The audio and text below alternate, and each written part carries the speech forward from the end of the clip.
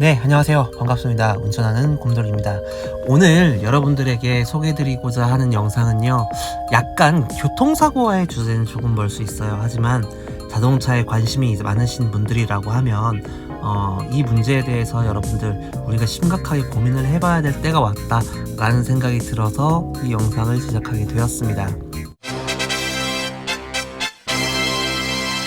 자, 최근에 굉장히 떠들썩한 자동차 브랜드가 하나 있어요.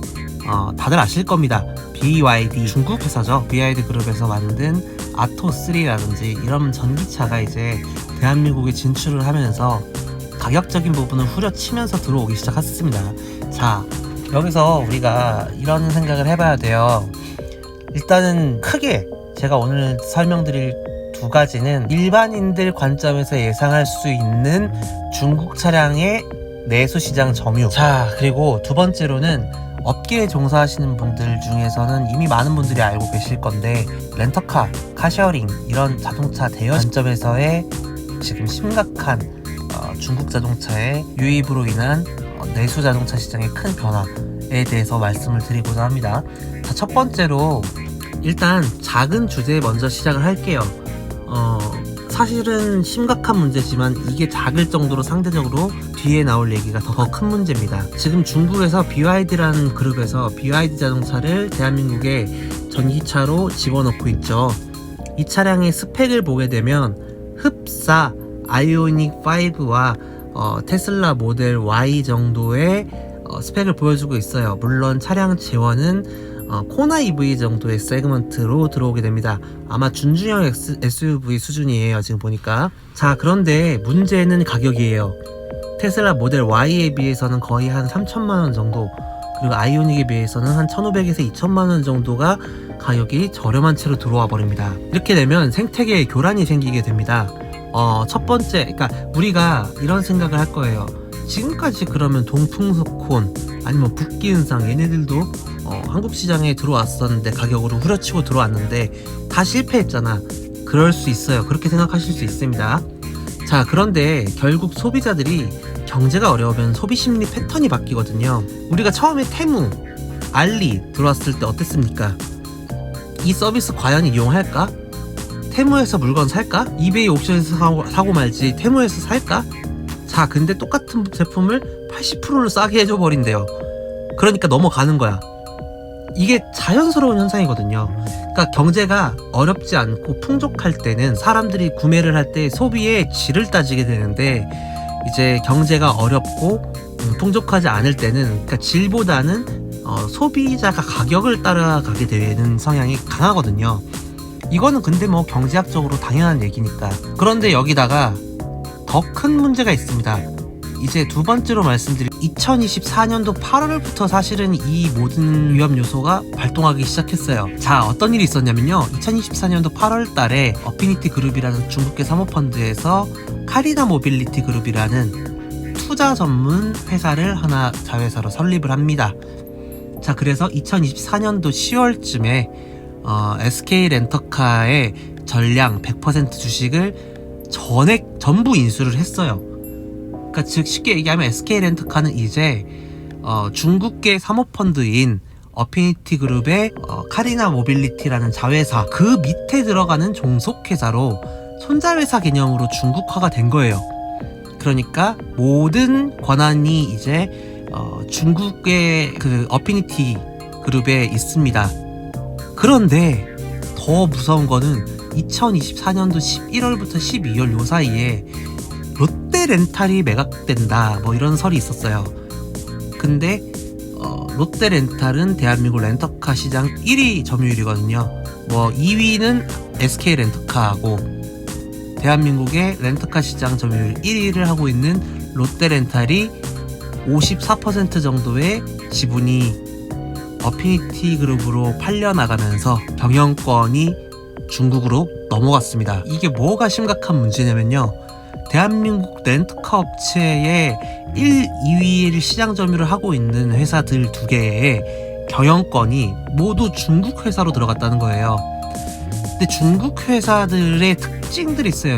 특히 이거 중국인들의 특징인데, 중국인들은 이 중화제일 사상이라는 게 있죠. 그러다 보니까 일단 자국산, 국산, 그러니까 중국산 제품들을 굉장히 선호합니다. 그리고 심지어 중국산 상품들이 심지어 싸요. 그러다 보니 어떤 일이 예고가 되어 있냐, 이거는 제가 봤을 때는 거의 90% 이상 확신합니다. 자, 여객자동차 운수사업법을 보게 되면요, 렌터카 같은 경우는 승용차 기준으로 최대 5년, 그러니까 신차를 출고해서 최대 5년까지 렌터카 사업으로 사용할 수 있습니다. 그리고 1년에 한 번씩 정기적으로 이제 이 차의 안전성에 문제가 없다라는 검사를 받게 되면 1년에 한 번씩 2번 해서 총 7년까지 사용할 수 있어요. 다시 얘기하면 법률적으로 이러쿵저러쿵 뭔 개 지랄을 하건 7년 지나면 이 차는 렌트카로 쓸 수 없다는 얘기입니다. 그러면 지금 이미 7년에 도래해가는 차들도 많이 있을 거고, 몇 년 후면 7년이 돼서 팔아야 될 차들도 있을 거고, 뭐 이럴 거잖아요. 그럼 그때 어떤 차들이 들어오냐? 현대 기아차? 아닙니다. 그때 중국 차량들이 들어올 겁니다. 이게 굉장히 사실 무서운 거거든요. 중국 자동차가 실제로 지금 BYD만 들어와 있는 게 아니고 동풍, 소콘, 북기, 은상은 이미 들어와 있고요. BYD, 그리고 조금 있으면 지커 들어올 거고요. 상하이 모터스 들어올 예정이 있고요. 이렇게 되면 여러분들 진짜 그야말로 대한민국 자동차 산업은 그냥 난장판이 되는 겁니다. 그러니까 개구리 10마리 사는 곳에 황소 개구리가 100마리가 들어오는 거예요. 자, 그러면 어떻게 변화가 되겠습니까? 일단 첫 번째로 현대 기아 자동차 그룹이 굉장한 악화가 올 거다.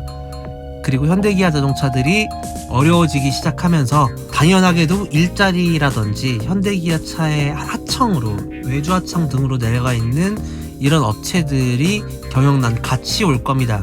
그러면 이제 2차, 3차 산업들의 같이 무너지겠죠. 그러면 수입차, 그 외에 다른 수입차들은 어떡하냐?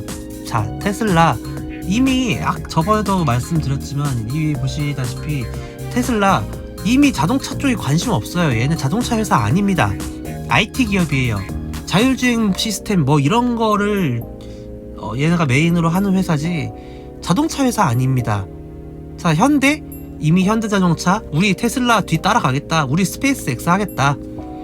자, 달 탐사 모빌리티에 대한 인력 채용을 이렇게 강화한 지가 상당히 오래됐어요. 그러니까 무슨 얘기냐, 이미 내수 자동차 시장의 메이커들은 사실상 어느 정도 반포기 상태다. 그리고 제가 늘 말씀드리고 강조드리지만 미래의 모빌리티는 차세대 모빌리티는 절대 바퀴가 땅에 붙어서 구름 저항 개수라든지 아니면 마찰 저항으로 차량이 동력이 앞으로 전달돼서 이동하는 이런, 그러니까 기존의 바퀴 형태로 굴러가는 모빌리티는 생각보다 빠른 시일 내에 많이 축소가 될 겁니다. 전 세계적으로요. 일단은 드론, 항상 제가 말씀드리지만 드론부터 뭐 자기부상 열차의 고도화라든지 이런 여러가지 기술 발전에 의한 모빌리티 이동 수단이 아예 변화가 될 거예요. 그럼 자동차가 없어지느냐? 아닙니다. 자동차는 제가 봤을 때 향후 뭐 몇십 년간은 없어질 수 있는 그런 물품은 아니에요. 근데 이제 엄청나게 많이 감축이 될 거다. 시장이 엄청나게 축소화 될 거다. 그러면 그 축소화된 시장을 점유하는 건 결국 어디가 되느냐? 국산차들이, 현대 기아 자동차들이 국산에서 이 시장을 점유하기 위해 싸우느냐? 솔직하게 말씀드리면요, 중국 회사들이 가격을 맞출 수가 없습니다. 네, 그러면 결국에 이 현상이 전 세계적으로 일어날 거예요. 결국에 그러면, 그러니까 이게 항상 그래 왔거든요. 옛날에 아까 앞서 말씀드린 이커머스 사례도 그렇지만 뭔가 이베이 옥션, 처음 나왔던 옥션, 그리고 아마존 익스프레스라든지 이런 이커머스들이 처음에 시장 검증이 안 됐었을 때 미국에서는 시도를 합니다. 그리고 성공시키고 성장을 시켜요. 그리고 나서 이 시장이 어느 정도 마켓 밸류가 있고, 그리고 마켓 파이가 어느 정도인지를 파악이 되면 중국 애들은 그 다음에 따라 들어옵니다. 그러니까 자동차 시장도 지금 그렇게 들어오고 있거든요. 이 다음은 뭐다? 우리 항공 모빌리티, 아까 제가 말씀드렸잖아요. 차세대 모빌리티. 차세대 모빌리티도 시장 검증이 되고 나면 분명 중국 애들이 따라 들어올 겁니다. 그런데 이런 얘기 하실 수 있어요. 그러면 기술력은 이미 뭐 중국의 그 우주항공 기술이 훨씬 뛰어나다, 한국보다. 맞아요. 근데 그거는 국가 차원에서의 얘기인 거고요. 사기업들이 테슬라, 스페이스X에서 미국 나사와 별개로 사기업에서 우주선을 쏘아 올리듯이 이제는 현대자동차도 그쪽 방향으로 틀 거고요. 그 시장이 성공적이다 싶으면 중국에 있는 항공우주 사기업들이 항공우주를 시작해버릴 수 있습니다. 근데 중국에는 항공우주 기술이 있기 때문에, 국가적으로 있기 때문에 얘네가 작정하고 항공우주 쪽을 치고 올라오겠다라고 한다면 사실 굉장히 또 힘들 거예요. 그러니까 계속해서 얘네들의 방식은 뒤따라가면서 베끼는 방식인데 이게 사실은 엄청 위협적이라는 겁니다. 물론 이제 지금 말씀드린 항공 모빌리티를 얘네가 사기업에서 따라할 정도가 되면 거의 반세기는 지나야 될 것 같다라는 생각이 들기는 하는데, 제가 오늘 말씀드린 것 중에 대한민국 자동차 시장의 중국화는 생각보다 멀지 않았다 라는 얘기입니다. 굉장히 제가 중국을 싫어하는데 사실 어쩔 수 없는 자연스럽게 지금 가는 현상이고, 그리고 이걸 받아들이고 이거에 대한 대응을 해야 될 시기이지, 중국차 누가 타? 중국차 들어와 봐야 안 돼.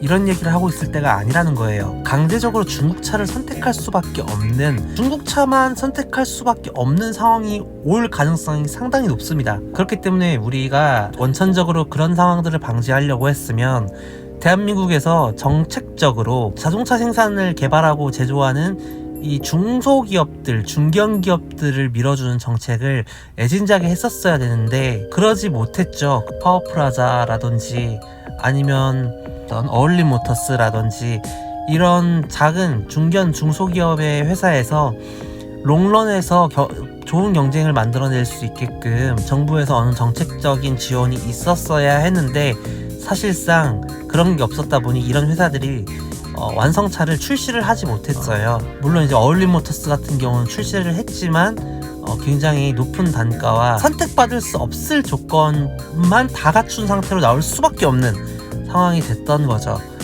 그래서 현대, 기아 아니면 나머지 자동차들 비주류가 되어 있는 이 시장에, 얘기하면 현대, 기아만 제끼면 그냥 이 시장 고스란히 그 제낀 자의 것이 되거든요. 근데 지금 상황으로 봤을 때는 짧게는 5년, 길게는 10년 안에 내수시장 점유율, 현대기아 자동차 7-80% 유지되고 있는 이 내수시장의 이 점유율이 반토막 날 날이 짧으면 5년, 길면 10년 안에 올 것이다. 이렇게 예상을 합니다. 뭐야 씨발, 다 좋댔어 오빠, 다 좋댔어. 오늘도 좋은 영상이 주셨나요? 그러면 우리 곰돌이 사극이 위해서 구독 한 번씩만 꼭 눌러주세요. 김곰탱 전무였습니다.